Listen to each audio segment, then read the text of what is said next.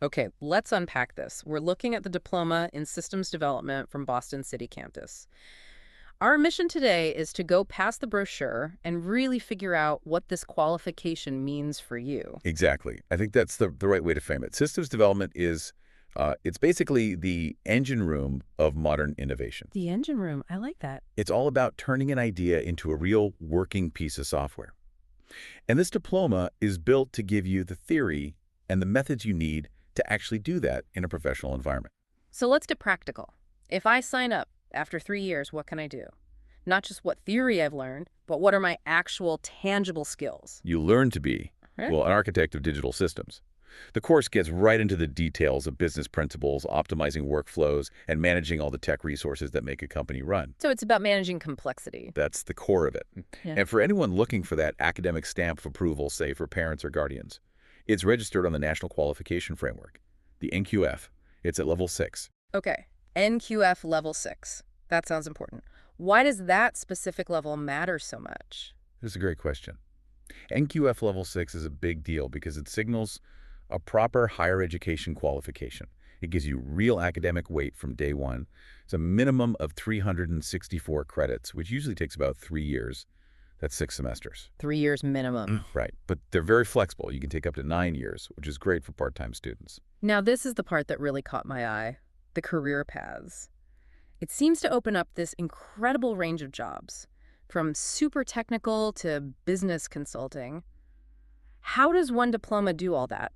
We can sort of think of it in two main tracks. First, there's what I call the builder track. The builders, so the coders. Exactly. Your junior programmer, software developer, web developer, database developer, solution engineer, the people really building the thing. Okay, and the second track. That would be the analyst and management track. This is where those business principles you learn really come into play. I see. We're talking junior business systems analyst, data analyst, maybe an IT project manager, or even a business advisor.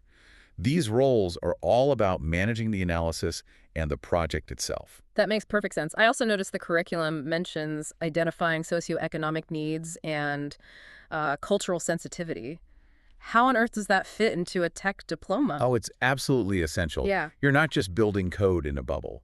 You're creating solutions for real people, for real businesses in South Africa and beyond. Right. Understanding those things means the systems you build are not just efficient, but they're actually relevant and fair.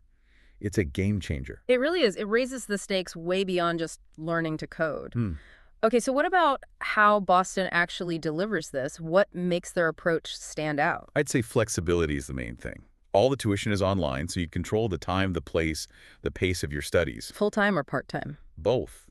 And for a student in this field, that's so important to let you build a portfolio, maybe even work while you study, and apply what you're learning immediately. But what happens if you get stuck?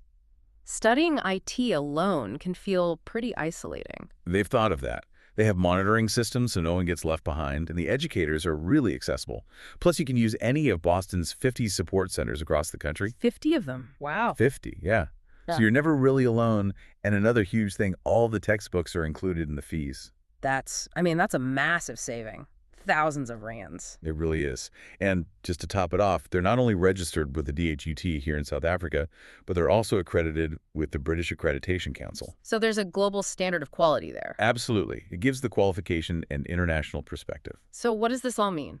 We've got a diploma that gives you a solid foundation for a huge job market, and you can even move on to a Boston degree or advanced diploma afterwards. That's it in a nutshell. But I think the real takeaway is something bigger. When you learn to develop these complex systems, and the curriculum forces you to think about real-world needs, about cultural sensitivity, you're not just becoming a coder, you're being equipped to be an ethical innovator. So the question for you to think about is this. When you build that first system, is your goal just technical perfection? Or is it to use that technology to build a genuinely better, fairer solution for society? That feels like the real challenge here.